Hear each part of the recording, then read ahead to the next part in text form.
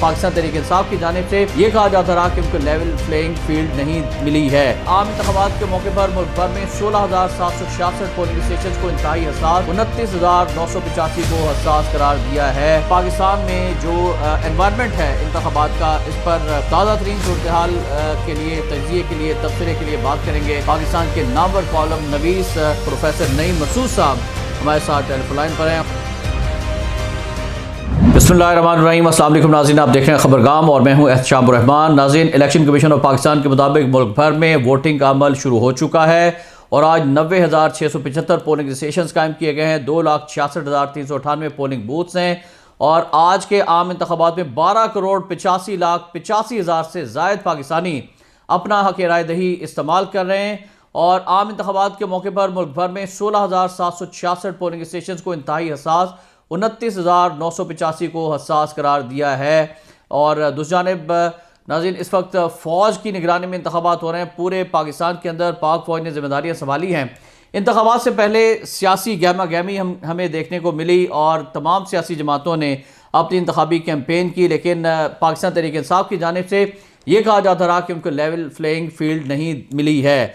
आज के अगर इंतखाबात की बात करें, इलेक्शन कमीशन के मुताबिक पंजाब से कौमी असम्बली की 141, सूबाई असम्बली की 297 नशिस्तें हैं और 32,07,896 वोटर्स पंजाब में हक राय दही इस्तेमाल करने जा रहे हैं। सिंध से कौमी असम्बली की 61, सूबाई असम्बली की 130 नशिस्तों पर 2,69,94,769 वोटर अपने पसंदीदा उम्मीदवारों का चुनाव कर रहे हैं। खैबर पख्तूनख्वा से कौमी असम्बली की 45, सूबाई असम्बली की 115 नशिस्तों पर सूबे के 2,19,28,119 रजिस्टर्ड वोटर्स अपना हक राय दही इस्तेमाल कर रहे हैं। और बलोचिस्तान से कौमी असम्बली की 16, सूबाई असम्बली की 51 नशिस्तों पर 53,71,947 वोटर्स अपने वोटिंग राइट्स का इस्तेमाल कर रहे हैं। जबकि इलेक्शन कमीशन के मुताबिक इस्लामाबाद से कौमी असम्बली की 3 नशिस्तों पर 10,83,029 वोटर हैं जो अपने नुमाइंदों का इंतखाब करने जा रहे हैं।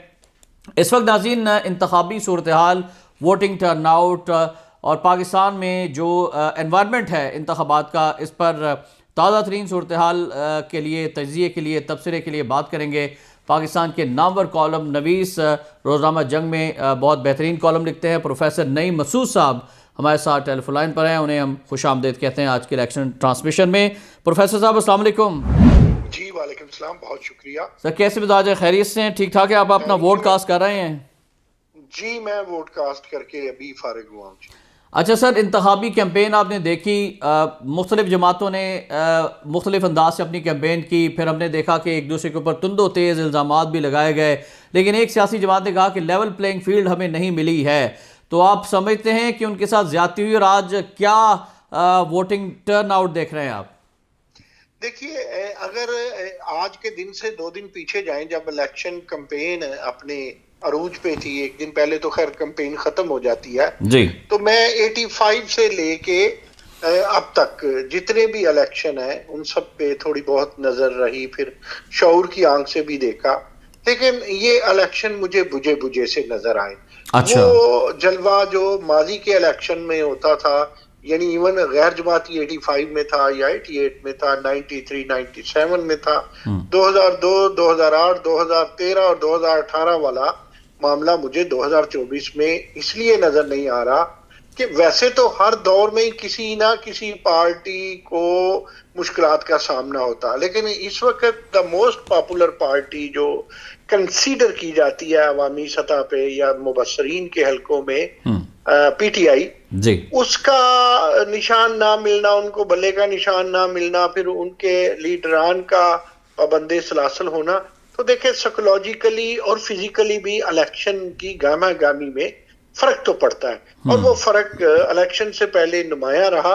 और आज जो मैं सूरत हाल देख रहा हूँ, द पीपल पार्टी के जो लोग हैं वो एक्साइटेड है किसी हद तक। पंजाब में बहुत सीटें नहीं है, नून लीग बहुत ज्यादा एक्साइटेड है और बहुत ज्यादा पुरुमीद है, और पीटीआई के कारकुनान उस सज धज में या उस तरह जलवा अफरोज, रौनक अफरोज नहीं है जो माजी के 2013 और 2018 के इलेक्शन में है। इसके पीछे बेशुमार चीजें हैं और मुझे ये लग रहा है एहतशाम साहब कि आज टर्नओवर भी कम रहेगा। अच्छा, मेरा ये ख्याल टर्न है। ओवर कम रहेगा। गुज़श्ता इंतखाबात में 50 से कुछ ज़्यादा था, तो इस मरतबा आप एक्सपेक्ट कर रहे हैं कि 50 से मज़ीद कम हो जाएगा? मुझे अल्लाह ना करे ऐसा हो, ज्यादा हो, मैं 40 से नीचे देख रहा हूँ।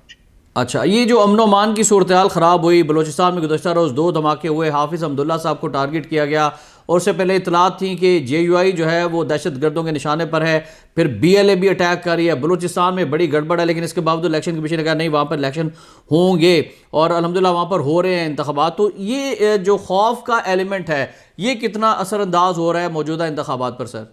देखिए, पंजाब की हद तक तो बिला खौफ चल रहा है इलेक्शन। बलूचिस्तान में मामलात चैलेंजिंग है, इसमें कोई शक नहीं है, और कुछ लोगों को थ्रेट भी है। KP में मौसम का भी सामना है और किसी हद तक थ्रेट भी है। लेकिन देखिए, आपको याद होगा कि मोहतरमा बेनजीर भुट्टो इलेक्शन 2008 से पहले शहीद हो गई, लेकिन थोड़ी देर बाद में ही सही इलेक्शन तो हुए। 2013 में आपको पता है कि साबिक वजीर आजम यूसुफ रजा गिलानी के बेटे को अगवा कर लिया गया।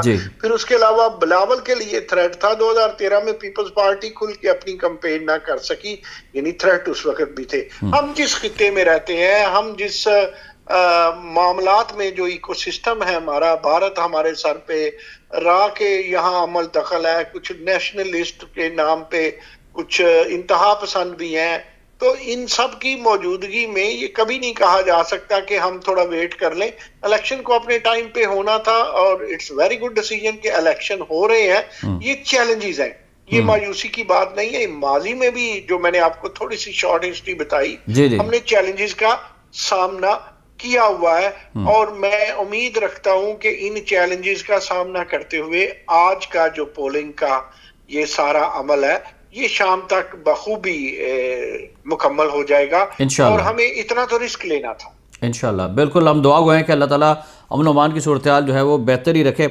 अच्छा, 2/3 अक्सरियत आप क्या यहाँ पर हमें पेशनगोई करेंगे कि कौन सा उम्मीदवार लेने जा रहा है? क्या नवाज शरीफ साहब को 2/3 अक्सरियत मिल जाएगी या फिर बिलावल साहब जिस तरह से उन्होंने इंतखाबी कैंपेन की है वो कामयाब होकर वज़ीर आज़म बनने जा रहे हैं?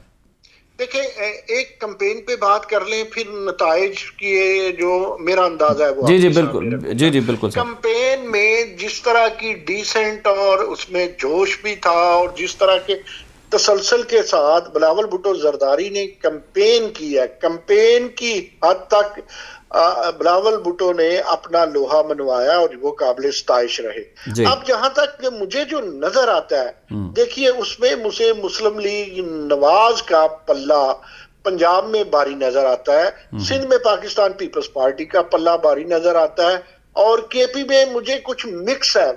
वैसे तो बहुत आजाद उम्मीदवार जिनको बल्ला मिलना था नहीं मिला और PTI का उनके साथ लेबल नहीं है।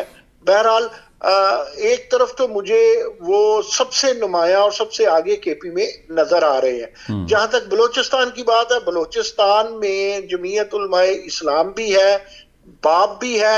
मुझे लगता है बाप और जमीयत उलमाए इस्लाम काफी सीटें निकाल जाएंगे और पीपल्स पार्टी भी है बलूचिस्तान में। फिर आपको पता है वहां के आजाद उम्मीदवारों के धड़े बड़े मजबूत है। वापस एक लम्हे के लिए अगर KP के चले तो KP के में इस दफा कमिंग फ्यूचर में या आने वाले 2-3 दिन में बात खुल जाएगी। मौलाना फजल रहमान, ANP और दीगर ये जो PTI हकीकी बनी है परवेज खटक वाली, ये आपस में एक दूसरे के नजदीक होंगे। मुमकिन है जमात इस्लामी भी KP के नजदीक हो, तब ये जाकर के नीचा दिखा सकेंगे आजाद उम्मीदवारान को जो असल में PTI के हैं। मतलब आप हुकूमत जो है वो यहाँ पर मखलूत हुकूमत देख रहे हैं या फिर वाज़े तौर पर अक्सरियत के साथ पाकिस्तान मुस्लिम लीग नून, जैसा कि उनकी जानिब से क्लेम भी किया जा रहा है और अक्सर लोग ये कह रहे हैं कि जी ये मामला तो पहले से तय हो गए हैं और ऐसा ही है, तो आपकी इसमें पॉलिटिकल सेंस क्या कहती है, क्या एनालाइज करेंगे आप? देखिए, 2 तरह मैं एनालिसिस करूंगा इसका। एक वो एनालिसिस जो हमारा माजी दे रहा है कि एस्टेब्लिशमेंट जब अपना खेल खेलती है तो वो किसी को वाजे बर्तरी नहीं देती। दूसरी बात जो मैं देख रहा हूँ ग्राउंड में, वो जो पाकिस्तान मुस्लिम लीग नवाज है उनके लिए रास्ता बड़ा हमवार है। इन दोनों चीजों के बावजूद मैं जो 2/3 अक्सरियत है वो पाकिस्तान मुस्लिम लीग नवाज के लिए नहीं देख रहा। अच्छा। आने वाले दिनों में मौलाना फजल रहमान का अहम रोल होगा और पाकिस्तान पीपल्स पार्टी और मुस्लिम लीग नून मुमकिन है एक दूसरे के इत्तेहादी हों, वो भी अगर आजाद उम्मीदवार ज्यादा हो जाते हैं। लेकिन दूसरी सूरत में अगर पीपल्स पार्टी अपोजिशन में आ जाती है तो फिर वो अपोजिशन में ही रहेगी। मौलाना फजल रहमान, नवाज शरीफ, बाप और ये सारी पार्टियां मिलकर मरकज में हुकूमत बनाएंगी। पंजाब में मैं मुस्लिम लीग नवाज की हुकूमत को देख रहा हूं, जो आज मुझे पंजाब की सूरत हाल नजर आ रही है। तो उधर बड़ा वाजे है। अच्छा। सिंध में पाकिस्तान पीपल्स पार्टी नजर आ रही है और केपी में मुझे मिक्स नजर आ रहा है। बलोचिस्तान के मुतल्लक में अभी कुछ कहना कबल वक्त हो। अच्छा सर, अब तक की जो पोलिंग हुई है, आप समझते हैं कि इंतखाबात शफाफ होने जा रहे हैं और कोई सियासी जमात जो है इस पर कोई एतराज़ात नहीं उठाएगा या इस तरह की शिकायत आ सकती हैं? नहीं, शिकायत तो बहुत आएंगी, लेकिन मैंने अभी तक जो 2-4 हल्के देखे हैं या ओवरऑल मीडिया वॉच कर रहा हूं, तो इसमें मुझे कोई ऐसी चीज नजर नहीं आ रही जिसे मैं अभी इस वक्त तक जब मैं आपसे बात कर रहा हूं, अगले लम्हे का तो पता नहीं होता कि जिसको मैं काबिले एतराज कह सकूं। छोटे मोटे इंतजामात इलेक्शन का हुस्न भी होते हैं और एक्साइटमेंट भी होते हैं, फिर जज्बात भी लोगों के लगे होते हैं दाव पे, तो ये चीजें छोटी मोटी तो होती हैं। और मैं ये समझता हूं कि जो होना था, जो कलाकारी होनी थी, जो इंजीनियरिंग होनी थी, वो प्री इलेक्शन हो गई। अब के लम्हों के बाद मैं रिजल्ट जो है, जो बॉक्स से निकलेंगे, जो वोटर वोट कास्ट करेगा, मैं उनके तनाजुर में देख रहा हूँ जी। अच्छा सर, एक बड़ी पाकिस्तान की मजहबी सियासी जमात इस्लामी इस मरतबा पहली बार किसी अलायंस के बगैर अपने इंतखाबी निशान पर मैदान में उतर रही है और क्लेम ये किया जा रहा है, सर्वेस भी आए हैं कि तीसरे नंबर की वो पार्टी रही है। तो कितनी सीटें एक्सपेक्टेशन बकौल उनके कि डबल फिगर में जाएंगे? आपका एनालिसिस क्या कहता है कि वो क्या कामयाब हो जाएंगे और मौसर कुव्वत बनकर सामने आएंगे वोटिंग टर्नआउट के हिसाब से? देखें जी, लाहौर से अगर निकलूं, मैं इस्लामाबाद जाऊं तो रास्ते में गुजरांवाला, गुजरात, जेहलम, रावलपिंडी तक मुझे एक भी सीट नजर नहीं आ रही। लाहौर में भी मुल्तान की तरफ निकलता हूं तो काड़ा, साहिवाल और उसके अलावा मुझे मुल्तान भी जमात इस्लामी की रहीम यार खां, बहावलपुर भी, यानी सदरन पंजाब में मुझे बज़ाहर नजर नहीं आ रही। अब आप जरा दाएं बाएं चलें जीटी रोड से तो शेखपुरा, फैसलाबाद में भी कोई ऐसी मजबूत मुझे इनकी ना कैंपेन, ना कोई कैंडिडेट, ना हवा इनके हक में है। यही मामला कसूर का है। हाँ, उन्हें केपी में सीटें मिलेंगी और मैं एक्सपेक्ट करता हूं कि ये 7-8 सीटें किसी ना किसी तरह निकाल जाएंगे। एक आध मुमकिन है कराची से निकाल जाए, बाकी केपी से हैं, एक आध बलोचिस्तान से, शायद कम चांसेस हैं। तो 7-8 डबल फिगर में नहीं है, 7-8 में बड़े खुले अपनी तरफ से हुस्न ज़न रखते हुए ये कह रहा हूँ। सही।